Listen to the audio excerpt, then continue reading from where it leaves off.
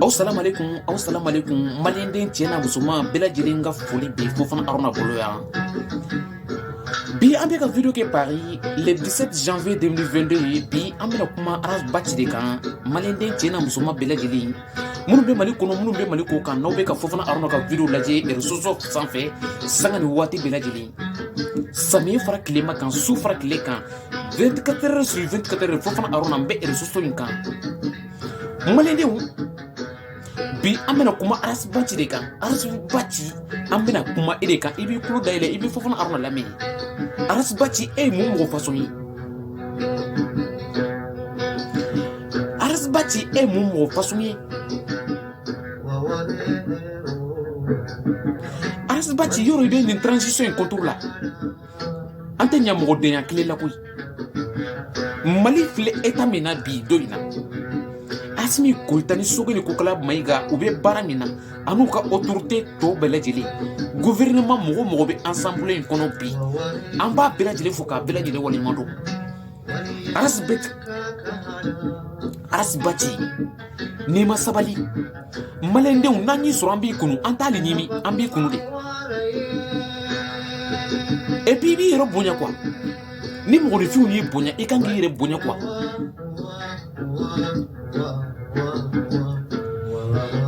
Arasbachi ni mi yɛrɛ bonya ni maliyɛndenw wulila i kama a tɛ na ko nɔgɔya i bolo de. Mɔgɔ n'i ye nin jamana in cɔrɔ n'i ye nin jamana in janfa ala tɛ nin to yen koyi walayi bilayi.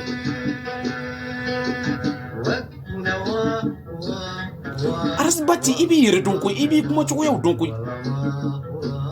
A diyara ye nin transition in bɛ yen a ma diya ye nin transition in bɛ yen koyi. Arasbachi adamaden n'i yɛrɛ bonya de mɔgɔninfinw b'i bonya mɛ e m'i yɛrɛ bonya hali don kelen.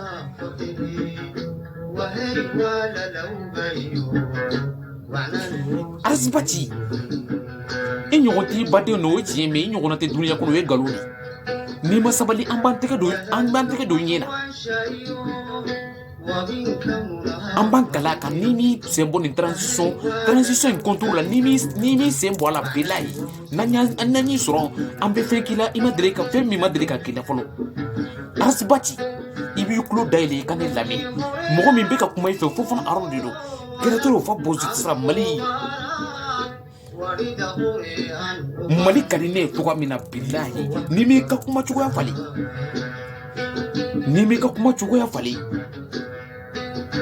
i laban bɛ bere tɔmɔ dɛ. N'i ma sabali a tile bɛna kala i la de Arasbachi i b'a to. I ma se k'i ka du zere e bɛ se ka jamana zere ya? E bɛ se k'i yɛrɛ récupérer fɔlɔ e bɛ se ka jamana récupérer? I b'i ka kuma cogoyaw dɔn n'i bɛ ka kuma jamana ka ko la bilayi n'i b'i ka kuma cogoya dɔn Arasbachi i bɛna duniya gɛlɛya i yɛrɛ ma fana. N'i ye n ka kuma in mɛn o don n'i ma mɛn fana i bɛ continuer. Arasbachi an bɛɛ lajɛlen bɛ se ka kuma jamana ko la. E kelen fa ta tɛ Mali ye i kelen ba ta tɛ Mali ye koyi. Mali ye maliyɛnden bɛɛ lajɛlen ta ye. An bɛɛ lajɛlen bɛ se ka kuma i n'a fɔ e bɛ ka kuma Mali ko la cogoya min na. O kumana anw tɛ fasoden ɲumanw ye yan. E bɛ Mali fɛ cogo o cogo anw fana bɛ Mali fɛ ten koyi. Asimi Goïta n'a ka gouvernement ka di ye ninnu bɛ yan man di ye ninnu bɛ bilayi ninnu bɛ to yen de. E kelen tɛ sa Asimi Goïta olu ni CEDEAO de bɛ kuma ani ONU ani duniya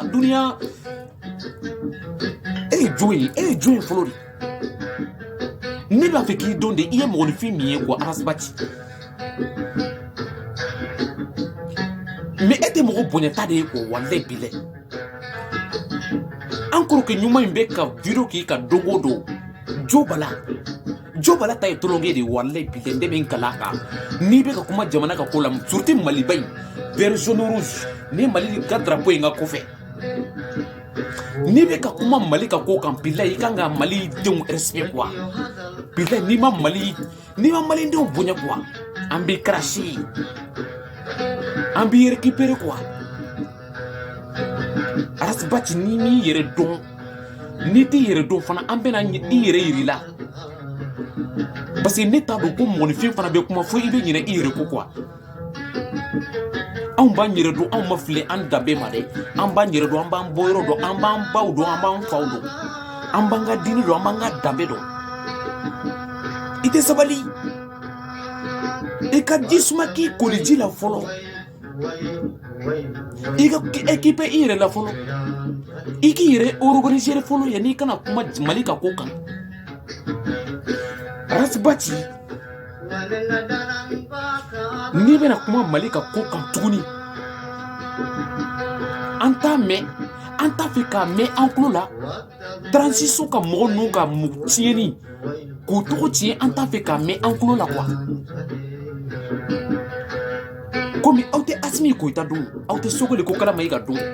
aw tɛ Sadio Kamara dɔn aw tɛ Procureur Touré fana dɔn aw bɛ ka bila o la aw t'o dɔn walayi bilayi aw b'a dɔn Mali jadisi premier Arasbati ye yan Arasbati kan ka da k'a kan tigɛ de walayi bilayi Arasbati ne bɛna min f'i ɲɛna i ye Maliden ye tɔgɔ min na ne ye Maliden ye o cogo kelen na e tɛna foyi fɔ politique la k'an tɛ min dɔn i kɛlen ma sigi ba sanfɛ koyi an bɛɛ lajɛlen ne bɛ politique dɔn ye ne yɛrɛ bɛ politique dɔn ni ye e bɛna politique foni jɔn ye n'a y'i sigi article 5 de article 25 a to n'i ma to an b'a jɛnsɛn kɔrɔ i bɛ tɛ se k'a cɛ dɛ a tɛ komi n bɛ ka cɛya kuma dɔrɔn fɔ wa n bɛ se ka kɛwale kɛ n'i ma to Arasbati Arasbati Arasbati n'i b'i yɛrɛ dɔn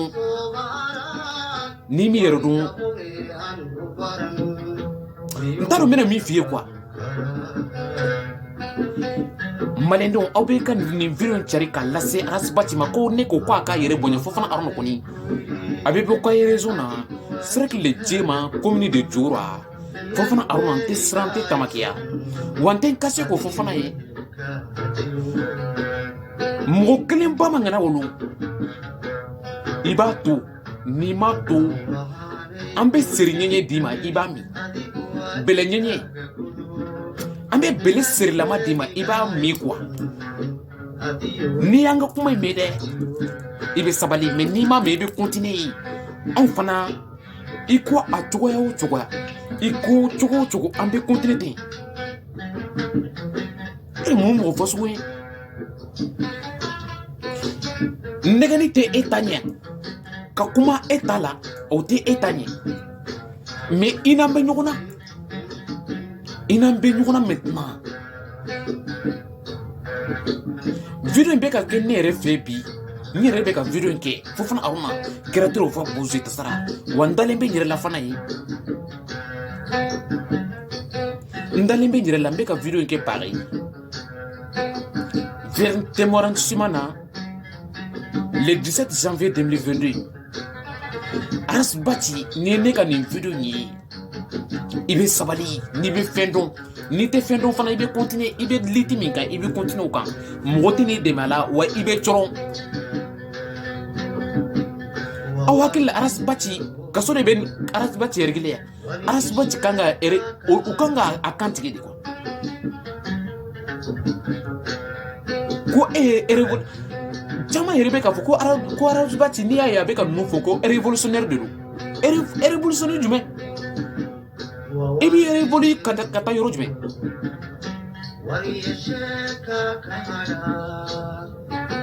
nous sommes connus notre histoire au Mali hein Arasbati si tu ne connais pas ça nous on connaît ni ne dusu tiɲɛna Maliyɛndenw n yɛrɛ t'a dɔn n bɛna min fɔ Arasbati nin ye kumakan de message de don k'a ci ma i bɛ n ka nin message mɛn dɛ n'i ma nin lamɛn i sigiyɔrɔ bɛ kala e ma o de la Maliyɛndenw aw bɛ nin video lase Arasbati ma ko fo fana Aruna de y'a fɔ fo fana kɛ min don n tɛ siran tɛ n ka se k'o fɔ a kelen ba ta tɛ Mali ye a kelen fa tɛ Mali ye a k'a yɛrɛ dɔn n'a m'a yɛrɛ dɔn anw b'an yɛrɛ dɔn transition fanga alaka on met en kuna vivre les transitions en be transition soutenir en be transition soutenir vive Assimi Goïta, vive Sokoli Kokala Maïga, vive Sadio Kamara, vive Sadio Maliki Diaw, a Bella Djilegwa.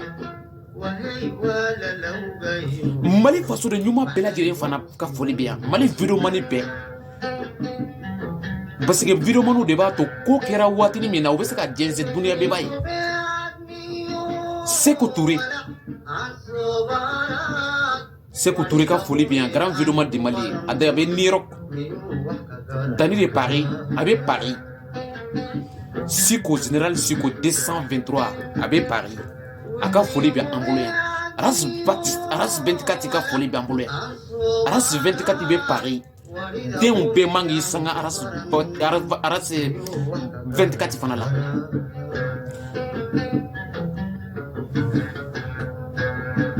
Aras 24 aga foli be malende oni Aras 24 abe Paris Awa Touré a dalembe Paris waye doba foko mandem princesse manika ka filma fana ka foli ba awede grand vidéo man dedu nere kromoso nyuma dedu aga foli be malende oni odila mali vidéo manu anga wuli Aras bati be bodaya mina anga yirala ko a kelentate Mali Mali kade awni katemi akan ina be nyona sare Aras bati Aras 24 ne retado ni Rebecca Aras to retient quoi Aras to avec Aras to be retient quoi sinon ni Aras to euro Aras 24 file français amas dele kasra mais amadeli ka fɛn fɔ min man ka fɔ dɛ Aras bati i bɛ nin sigi ku kan min ka di i b'o fɔ n'i b'a fɛ ka cɛya kɛ i tɛ taa Mali nɔrɔ la i bɛ t'i ɲɔgɔn cɛw sɔrɔ yen u bɛ bɔgɔ don i la o de la maliyɛndenw an tɛna sigi k'an da waga ka Mali filɛ ten tuguni koyi an bɛ Mali défend fo k'an sa Aras bati ini fade munu be ɲɔgɔn na i t'o dɔn i ɲini ka an dɔn fɔlɔ yanni kan kɛlɛ maliyɛndenw ɲini k'o dɔn i bɛ ka transition min kɛlɛ fana i b'u ɲini k'o dɔn fɔlɔ yanni k'o kɛlɛ i bɛna ye a tɛ mɛn Aras bati i bɛna ye a tɛ mɛn walayi bilayi You barely know me. Faut pas tousser, hein. Faut pas tousser, hein. Aras bati. Nere tifo nga vidéo est là. Parce que on te malien de façon de njugu fo anga pasi sans quoi. Malien de on bena beaucoup makono. Aw bɛ nin video in cari aw ni ɲɔgɔn cɛ aw ka page YouTube n'aw ka page Instagram sanfɛ aw bɛ ne fɔ fana aw ka page YouTube sanfɛ maliyɛndenw maliyɛnden n'i y'a fɔ k'i bɛ Mali janfa an bɛ tiɲɛ f'i ɲɛna Mali ka dossier min b'i bolo Mali carte d'identité min b'i bolo de Aras bati Mali passeport min b'i bolo de Mali ka carte d'identité min b'i bolo de o ɲɔgɔnna de bɛ an fana bolo e tɛ Mali fɛ ka tɛmɛ an kan i tɛ na politique fɔ anw ɲɛna bɛɛ fana man ka dɔn politique la bɛɛ man ka dɔn politique la e bɛ politique dɔn ka tɛmɛ anw kan an bɛna ɲɔgɔn sɔrɔ an ka taga dɔrɔn an bɛ se o de la ne y'o de fɔ malidenw ɲɛna n bɛna date dɔ fɔ aw ɲɛna bi 1915 ani sisan cɛ c'est combien d'années 1915 marakaw nalen Mali kɔnɔ parce que siya ninnu nana ɲɔgɔn ye Mali dugukolo kan an b'o fana dɔn nous sommes connus notre histoire au Mali 1915 marakaw nalen Mali dugukolo kan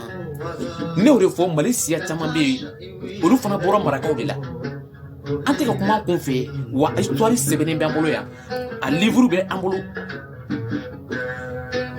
Fofana Aruna don nataw la n yɛrɛ y'a décidé ko n bɛ n ka livre bɔ ne bɛ n ka livre labɔ maliyɛndenw marakaw u nana Mali dugukolo kan depuis 1915 marakaw nalen Mali dugukolo kan parce que marakaw ka histoire tɛ se ka fɔ ka ban marakaw ka histoire u b'a fɔ ko dɔw b'a fɔ ko n bɛ ka Arasibaci ko fɔ n nana maraka ko tugu la o tɛ parce que marakaden 100% de bɛ ka kuma aw fɛ n bɛ ka kuma bamanankan na bamanankan ye ne ka langue de i n'a fɔ marakakan ye n ka langue ye cogo min na Mali ka langue bɛ ne ka langue de parce que on a 78 langues au Mali 78 langues au Mali malidenw kan bi 7 ani kan 8 de bɛ Mali dugukolo kan mais Mali langue la ne bɛ se ka kan 5 fɔ n bɛ se ka kuma kan 5 de kan n bɛ se ka kuma n yɛrɛ ka kan na n'o ye marakakan ye n bɛ se ka kuma bamanankan na n bɛ se ka kuma kɔrɔbɔrɔkan na malidenw n bɛ se ka kuma dɔgɔnɔkan na malidenw ani fulakaw ni gasungakanw dɔɔni o de la malidenw 1915 marakaw nalen Mali dugukolo kan Mali dugukolo kan parce que ni y'a fɔ ko Mali dugukolo marakaw nana yani 1915 kana Mali marakaw Sénégali marakaw Gambie marakaw u sigilen kun bɛ Wagadu de Wagadu jɛnsɛnlen marakaw carina marakaw dɔw taara Sénégal dɔw taara Gambie dɔw taara Mauritanie dɔw taara Mali kɔnɔ dɔw tora Mali kɔnɔ o kɛlen marakaw ye mun fɔ yani Mali ka sigi parce que kan caman maninkaw bɛ yen maninkaw bɔra marakaw de la Sunjata Keita ale bɔra marakaw de la Sumaworo Kante Sumaworo ale kun ye parce que n t'a dɔn n bɛna histoire in fɔ aw ɲɛna cogoya min na parce que Dangarantuma ye Sunjata Keita kɔrɔkɛ de ye Dangarantuma ale bamuso ye Sasuma Berete ye Sunjata Keita ale bamuso kun ye Sogolon ye Sogolon ale bɔra Sogolon de bɔra marakaw la Dangarantuma kelen ka Sunjata gɛn a taara kalifa a bɛnkɛw de la marakaw la marakaw ye mun fɔ u ko mɔgɔw dɔw bɛna Mali dugukolo kan bi tɛ dɛ parce que o histoire in fɔra 1915 ça fait combien de siècles ça fait combien d'années o kɛra 1915 Mali dugukolo kan o kɛra ça fait ani sisan cɛ san combien 100,000 ça fait 800 siècles 100 kɛmɛ yiri 100 wayiriga de do quoi malidenw u ye kuma dɔ fɔ depuis o don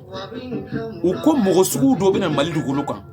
olu bɛna ka kɛ u yɛrɛ janfabaga ye Sumaworo Kante ale kun bɛ Sunjata tile la Dangarantuma kelen ka dɔgɔnin in gɛn a ye kuma dɔ fɔ Dangarantuma ɲɛna a ko n kɔrɔ a ko n bɛ taga nka n bɛ segin ka na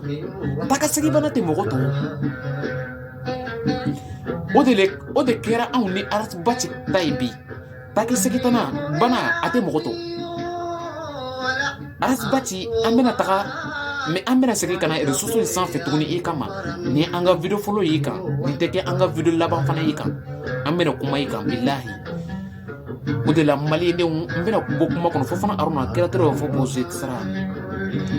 mɔgɔ i tɛ Mali histoire dɔn i bɛ Fofana Aruna ka video lajɛ n ye histoire caman fɔ n ka page sanfɛ n ye video histoire caman fɔ video bɛ ka janya malidenw n b'a fɛ ka kuma stoppé nin yɔrɔnin na marakadenw ko n b'u fo marakakan na nin yɔrɔnin na yanni n ka video tigɛ mare mu sɔnni ka lemu n ka su ko ɲini gele de ma bana muso ta ko dingira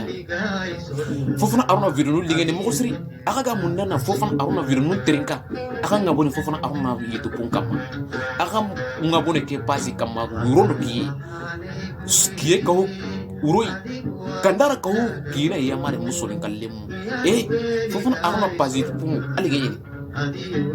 nti mai danga tu soni kalle malla na barke du gorodi angara kanne su koni soni kalle men da wa konno na horande andangani quoi. Tu sais Thomas, faut pas s'énerver comme ça pour une facture. Oh là là, mais c'est quoi ça? C'est pas énervé. Malene moko dobe ka nerve bi avec nga musique ke fengena quoi, tu vois?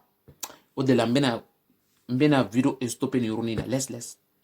mbena video stopper ni urunina rasbati ibenga video lajɛ kosɛbɛ yanni fo ka ban ka taa fo 1 fo Z fo A fo Z i b'a daminɛ fo A fo Z n'i ma n ka video lajɛ ni y'i sɔrɔ n bɛ n tɛgɛ ci i kulo kɔrɔ merci beaucoup. Vive du Mali, vive la République. Mali part, grand pays. Mali tɛ jamana lankolon ye. Vive du Mali tout le temps, mon pays.